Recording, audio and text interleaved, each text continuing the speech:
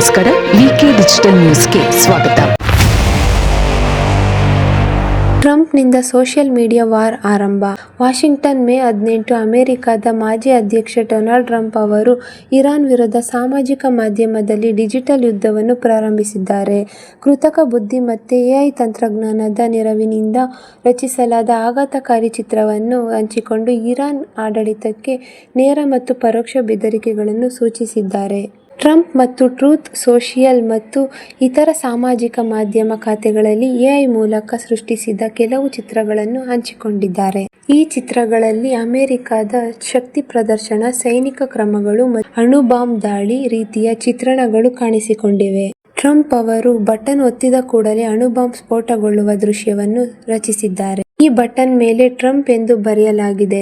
Iran ಸುತ್ತಲಿನ Saudi Arabia, Israel, UAE, Jordan, Afghanistan, Pakistan ದೇಶಗಳು ಅಮೆರಿಕದೊಂದಿಗೆ ಸೇರಿ ಇರಾನ್ ಮೇಲೆ ದಾಳಿ ಮಾಡುವ ರೀತಿಯಲ್ಲಿ ಚಿತ್ರಣ ನೀಡಲಾಗಿದೆ.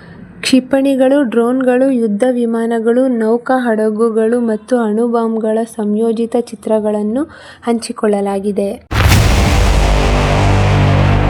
ಕೇರಳದ ಮುಖ್ಯಮಂತ್ರಿಯಾಗಿ ವಿ.ಡಿ. ಸತೀಶನ್ ಪ್ರಮಾಣ ವಚನ. ತಿರುವನಂತಪುರಂ, ಮೇ 18. ಕೇರಳ ರಾಜ್ಯದ ರಾಜಕೀಯದಲ್ಲಿ ಐತಿಹಾಸಿಕ ಬದಲಾವಣೆಯಾಗಿದೆ. ಕಾಂಗ್ರೆಸ್ ನೇತೃತ್ವದ ಸಂಯುಕ್ತ ಪ್ರಜಾಪ್ರಭುತ್ವ ಮುಂಚೂಣಿ ಸರ್ಕಾರದ ನೂತನ ಮುಖ್ಯಮಂತ್ರಿಯಾಗಿ ವಿ.ಡಿ. ಸತೀಶನ್ ರವರು ಪ್ರಮಾಣ ವಚನ ಸ್ವೀಕರಿಸಿದ್ದಾರೆ. ತಿರುವನಂತಪುರಂನ ರಾಜಭವನದಲ್ಲಿ ನಡೆದ ಭವ್ಯ ಸಮಾರಂಭದಲ್ಲಿ ರಾಜ್ಯಪಾಲ ಆರ್. ವಿ. ಅರ್ಲೇಕರ್ ರವರು ಸತೀಶನ್ ಮತ್ತು 20 ಮಂದಿ ಸಚಿವರಿಗೆ ಪ್ರಮಾಣ ವಚನ ಬೋಧಿಸಿದರು. ಯುಡಿಎಫ್ನ ಭರ್ಜರಿ ಗೆಲುವು. ಇತ್ತೀಚೆಗೆ ನಡೆದ ಕೇರಳ ವಿಧಾನಸಭಾ ಚುನಾವಣೆಯಲ್ಲಿ ಎಡಪಂಥೀಯ ಎಲ್ಡಿಎಫ್ ಸರ್ಕಾರವನ್ನು ಸೋಲಿಸಿ ಯುಡಿಎಫ್ ಅದ್ಭುತ ಗೆಲುವು ಸಾಧಿಸಿತು. ಈ ಸಂದರ್ಭದಲ್ಲಿ ನೂತನ ಸಂಪುಟ ಸಚಿವರು ಕೂಡ ಪ್ರಮಾಣ ವಚನ ಸ್ವೀಕರಿಸಿದರು. ನಿನ್ನೆ ಸಂಜೆ ಸುಮಾರು 5 ಗಂಟೆಗೆ ನಿಯೋಜಿತ ಮುಖ್ಯಮಂತ್ರಿ ವಿ.ಡಿ. ಸತೀಶನ್ ರವರು 21 ಸಚಿವರ ಪಟ್ಟಿಯನ್ನು ರಾಜ್ಯಪಾಲರಿಗೆ ಅಧಿಕೃತವಾಗಿ ಹಸ್ತಾಂತರಿಸಿದರು. ಈ ಹೊಸ ಸಂಪುಟದಲ್ಲಿ ಅನುಭವ ಸಂಪನ್ನ ಹಾಗೂ ಹೊಸ ಮುಖಗಳಿಗೆ ಸಮಾನ ಅವಕಾಶ ನೀಡಲಾಗಿದೆ ಎಂದು ಪಕ್ಷದ ಮೂಲಗಳು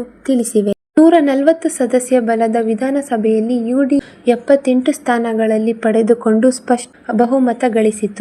ಪಕ್ಷದ ಹಿರಿಯ ನಾಯಕ ಹಾಗೂ ಮಾಜಿ ಸಿಎಂ ಉಮ್ಮನ್ ಚಾಂಡಿ ನಿಧನದ ಬಳಿಕ ಕಾಂಗ್ರೆಸ್ ನೇತೃತ್ವದ ಒಳಜಗಳ ನಡುವೆಯೂ ಸತೀಶನ್ ಅವರನ್ನು ಸರ್ವಾನುಮತದಿಂದ ಸಿಎಂ ಸ್ಥಾನಕ್ಕೆ ಆಯ್ಕೆ ಮಾಡಲಾಯಿತು.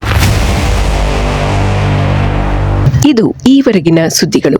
ಮತ್ತಷ್ಟು ಸುದ್ದಿಗಳಿಗಾಗಿ ನೋಡ್ತಾ ಇರಿ ವಿಕೆ ಡಿಜಿಟಲ್ ನ್ಯೂಸ್.